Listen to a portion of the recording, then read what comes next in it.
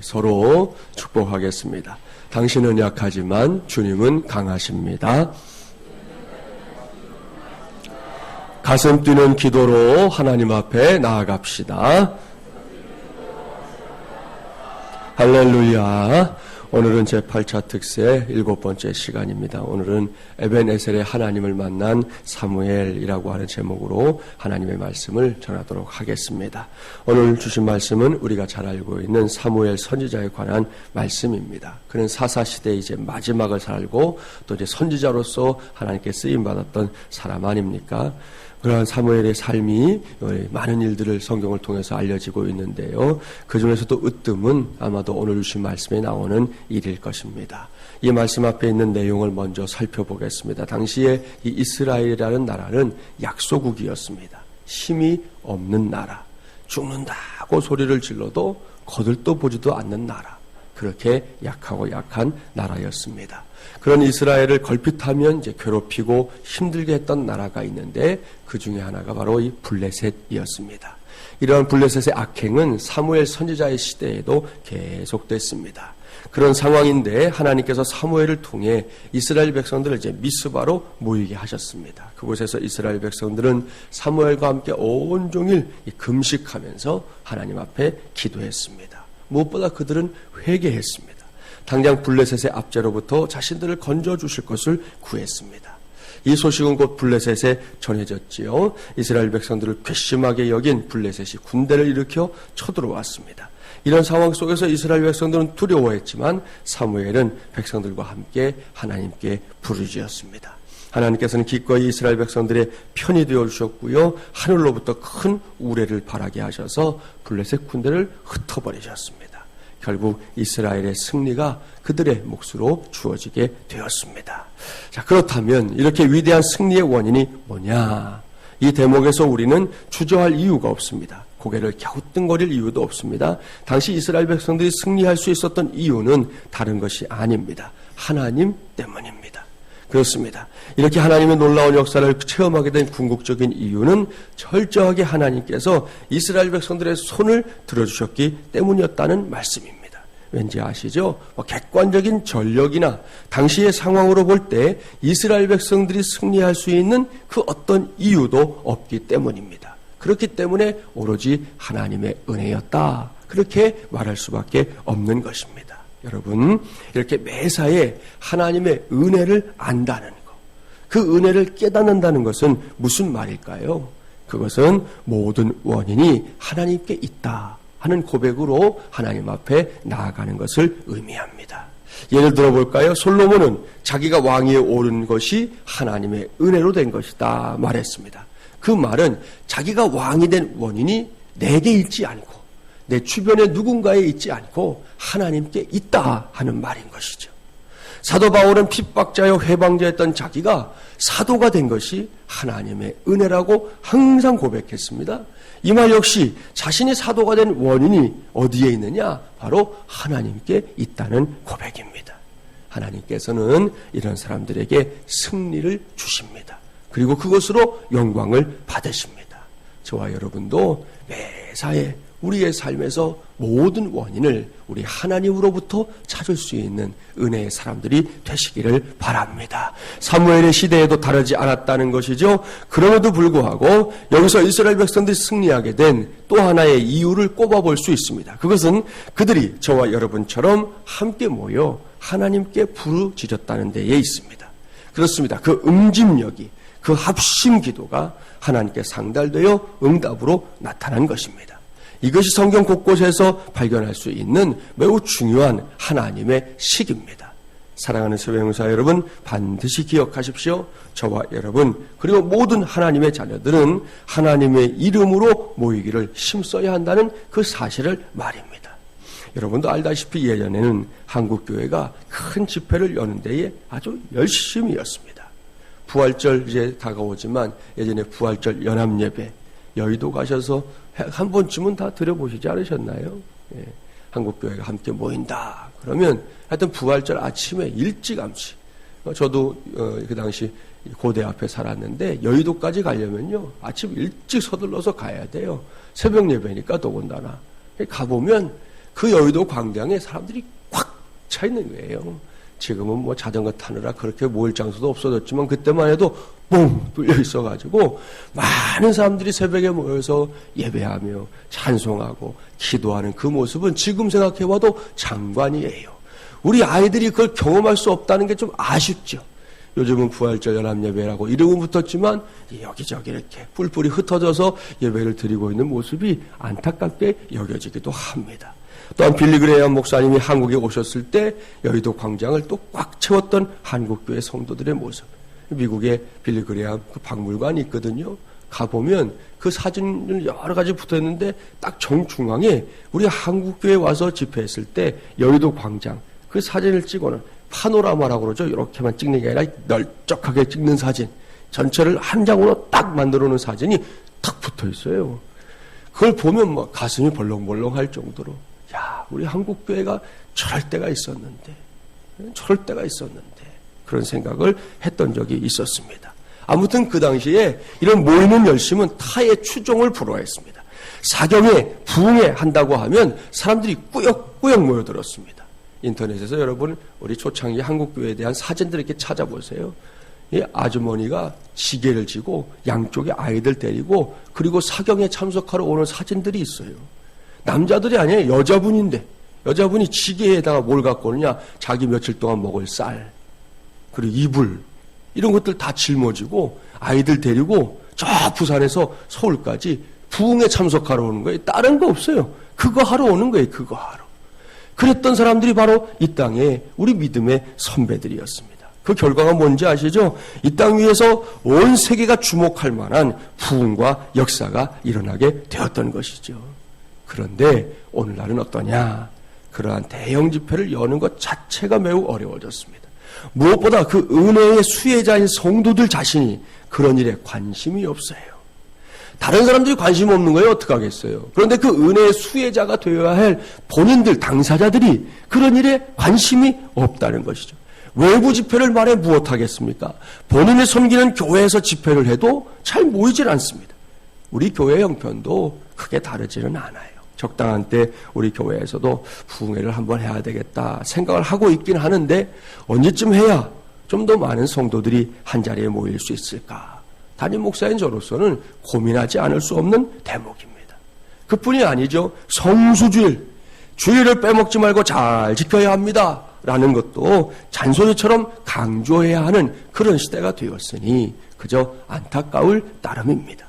그래서 다시금 당부합니다. 우리는 달라야 합니다.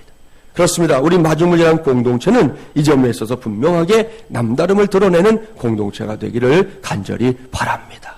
온 성도들이 주님의 이름으로 모여서 주님의 이름으로 부르짖고 주님께서 부어주시는 응답의 은총을 풍성하게 받아 누릴 수 있는 우리 공동체가 되기를 간절히 바랍니다. 어제 청년들이 모여서 예배하는 곳에 제가 가서 이제 설교를 했어요. 이제 한 달에 한 번씩은 청년부 설교를 하려고 하는데 청년들도 그렇더라고요. 이렇게 한 자리에 모이니까 그게 힘이 되는 거예요. 어제 함께 예배할 때도 큰 기쁨이 있었는데 어제 예배 마치고 이제 청년부 우리 지기 되시는 장로님이 청년들을 좀 식사를 한번 사주겠다 그래서 갔거든요. 저는 가능하면 다 가면 좋겠다 그랬는데 어제 거의 다 갔어요. 거기 가서 한 자리에 딱 식당 한쪽에 자리를 딱 잡고 앉았는데 거기에 앉아있는 것만으로도 어깨에 힘이 빡 들어가는 거지. 서로 이야기 나누고 하하호호하고 뭐 먹을 거 주기도 하고 빼앗아 먹기도 하고 사진을 찍어서 뭐 네 주냐 내 주냐 뭐 그러고 하여튼 그렇게 모여있는 그 자리가 그것만으로도 야 이게 참 힘이 되는구나. 우리 청년들이 이렇게 함께 모여서 뭔가를 도모하는 것 자체가 힘이구나 하는 것을 새삼스럽게 느낄 수 있었습니다. 아무쪼록 앞으로 우리 교회는 뭐 다른 때는 각자 또 삶의 자리에서 열심히 사세요. 여러분 보고 교회 와서 있으라고 하는 얘기가 아니에요. 그러나 우리가 하나님 앞에 약속한 시간들, 공적인 시간들만큼은 할 수 있는 한 힘써 모여서 아주 우리 주님의 이름으로 함께 모이고 함께 부르짖고 함께 응답받는 역사를 감당해야 되지 않겠습니까? 그런 일을 해낼 수 있는 저와 여러분이 되기를 주님의 이름으로 축복합니다. 오늘 본문을 보세요. 미스바에 모여 하나님께 부르짖어 기도했던 사무엘과 이스라엘 백성들이 놀라운 은혜를 체험하고 있습니다. 그것은 자유를 얻게 되는 은혜입니다. 더 이상 블레셋의 압제에 놓이지 않아도 되는 은혜였습니다. 이렇게 모든 대적들이 사라졌습니다. 이스라엘 땅에 새로운 시대가 열린 것입니다. 그때 사무엘이 무엇을 했느냐? 본문 12절 말씀 함께 봉독합니다. 12절입니다. 사무엘이 돌을 취하여 미스바와 센 사이에 세워 이르되 여호와께서 여기까지 우리를 도우셨다 하고 그 이름을 에벤에셀이라 하니라. 아멘. 할렐루야. 여기서 우리는 사무엘에게서 반드시 한 수를 배워야 합니다. 사무엘이 무엇을 하고 있습니까? 사무엘은 이번 전쟁에서 얻은 승리에 마냥 도취되어 버리는 그런 사람 아니었습니다. 그는 무엇보다도 이번 전쟁에서의 승리가 하나님의 도우심으로 하나님의 편들어 주심으로 이룬 승리라는 사실을 철저하게 인식하고 있었습니다. 여기서 이번 특세의 주제를 다시금 떠올려야 합니다. 나는 비록 약하나 주 예수는 강하다. 할렐루야. 사무엘은 이러한 하나님의 식을 알고 있었던 사람이었습니다. 그래서 사무엘은 전쟁이 끝난 후에 한 돌을 준비해서 미스바와 센 사이에 세워놓고 이름을 붙였잖아요. 에벤에셀. 도움의 돌이라는 뜻이죠. 이것은 일종의 기념비입니다. 하나님께서 이번 전쟁에서 철저하게 이스라엘 백성들을 도와주셨다는 사실을 인정하는 기념비. 오로지 하나님께만 영광을 돌리는 그런 기념비라는 말씀입니다. 사랑하는 새벽용사 여러분, 우리도 이런 믿음 가져야 합니다. 흔히 하는 말 가운데 은혜는 물에다 새기고 원수는 돌에다 새긴다라는 말이 있지요. 잘못된 말입니다. 고쳐야 될 말입니다. 이런 말은 바꿔서 사용해야 될 말입니다. 우리는 믿음 안에서 은혜는 돌에다 새기고 원수는 흐르는 물에 새기는 삶을 살아야 할 줄 믿습니다. 무엇보다 하나님의 은혜는 아주 커다란 돌에다가 새기고 또 새겨야 할 것입니다. 그거 아십니까? 아련한 기억보다는 흐릿한 잉크가 더 나은 법이에요. 그렇습니다. 우리의 기억에는 한계가 있습니다. 더욱이 세월이 흘러가면 갈수록 사람의 기억에는 더욱 큰 한계가 있을 수밖에 없습니다. 제가 나름 기억해두는 일에 자신 있었거든요. 아무튼 뭐 그거 딴 건 몰라도 기억하는. 제가 국사책은 외우고 다녔거든요. 그래서 아주 뭐 사람들 이름 외우는 거면 다 자신 있었는데 요즘은 아니에요.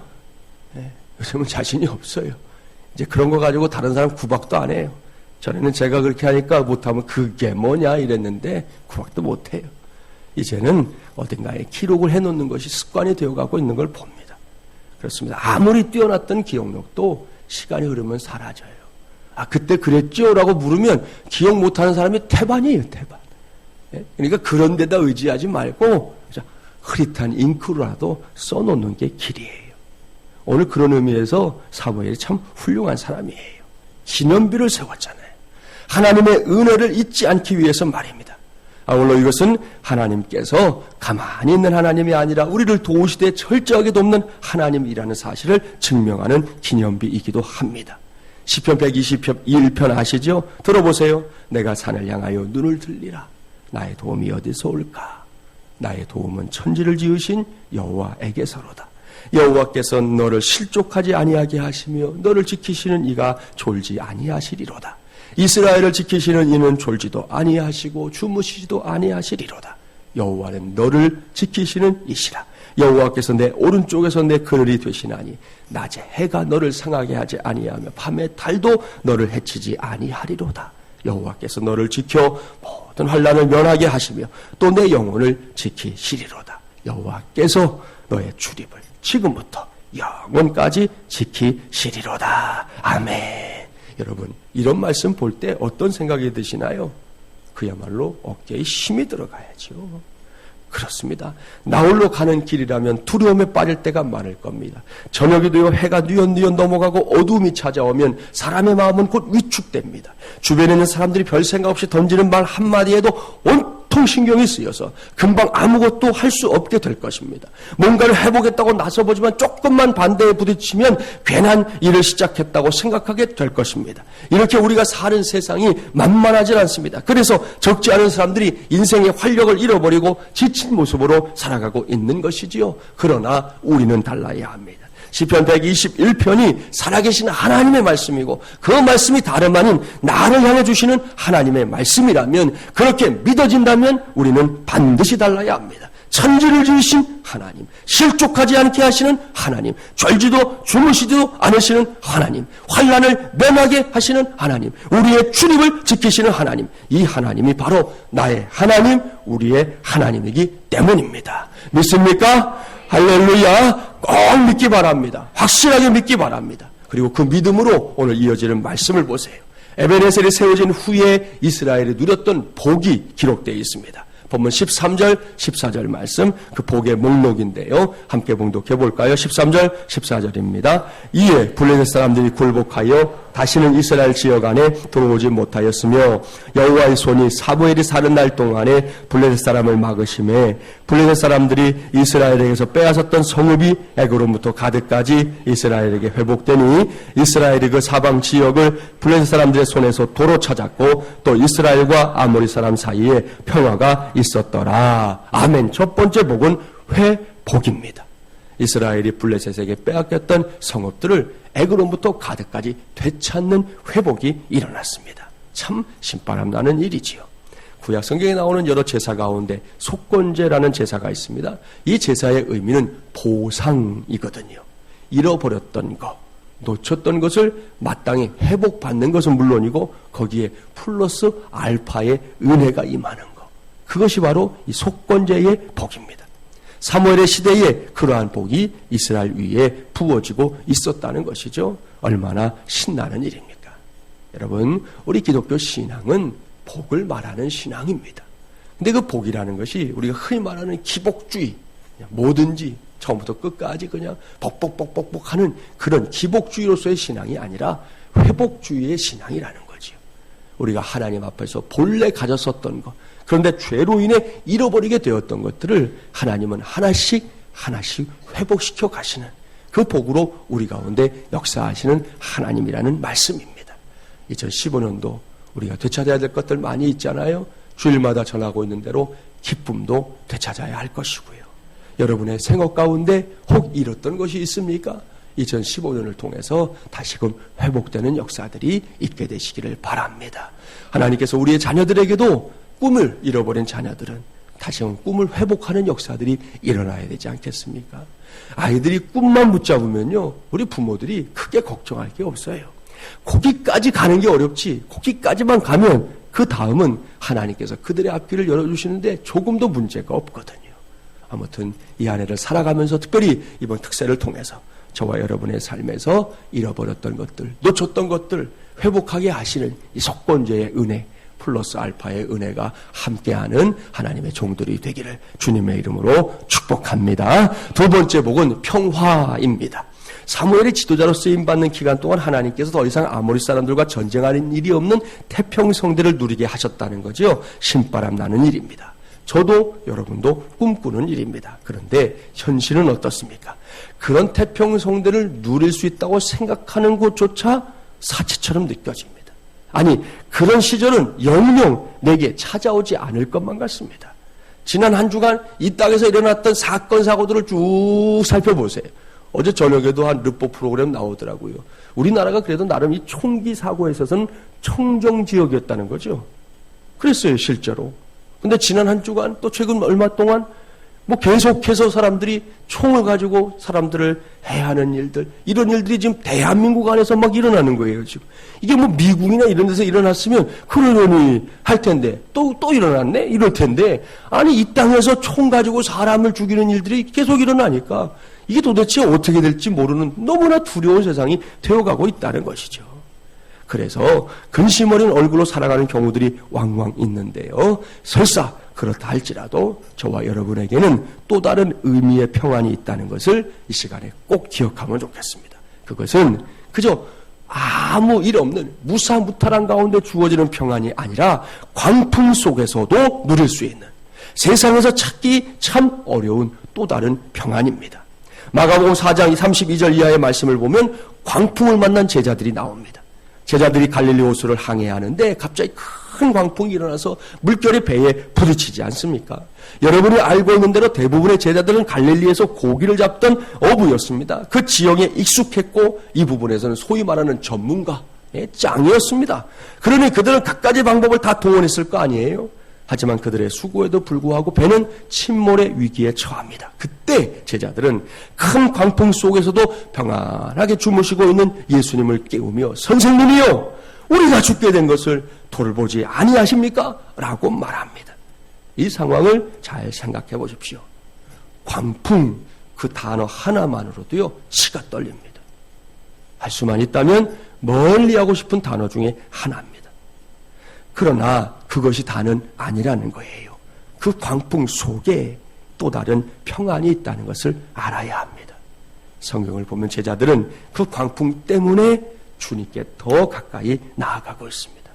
그 광풍 때문에 내가 해보겠다고 쥐고 있었던 인생의 길을 이제 난 못해 주님께 맡기고 있습니다. 그 결과가 뭐냐는 거예요. 주무시던 예수님 일어나셔서 우리가 그렇게 치를 떨며 두려워했던 광풍을 향해 말씀하십니다. 길게도 안 해요. 잠잠하라, 고요하라, 끝. 끝이에요. 광풍이 언제 그랬냐는 듯이 잔잔해졌습니다. 그냥 있었던 평안보다 더 큰 평안. 그냥 평범해서 그래 별일 없지 이렇게 살아가는 그런 정도의 평안이 아니라 너무나 거대한 풍랑이었기 때문에 그 풍랑이 잠잠해지는 순간에는 내가 이전에 경험하지 못했던 너무나 큰 평안, 위대한 평안, 놀라운 평안이 그 배 안에 가득하게 차는 순간이었던 것입니다. 사랑하는 새벽영사 여러분, 이것이 오늘을 살아가고 있는 저와 여러분이 사모해야 할 그리고 누려야 할 평안입니다. 사무엘의 시대처럼 모든 것이 다 보장된 평안은 아닙니다. 곳곳에서 광풍이 몰아치는 시대입니다. 그럴 때 그렇게 광풍을 만나면 그때 제일 먼저 해야 할 일은 저도 여러분도 주님을 멀리 하지 말고 더 가까이, 어제보다 오늘 더 가까이, 내일은 오늘보다 더 가까이 나아가는 것입니다. 그리할 때 거기에 평안이 임할 줄 믿습니다. 또한 날아오르는 비상의 길이 열릴 줄 믿습니다. 오늘 이 새벽에 이와 같은 사실을 온몸으로 체험하는 저와 여러분이 되기를 주님의 이름으로 간절히 축원합니다.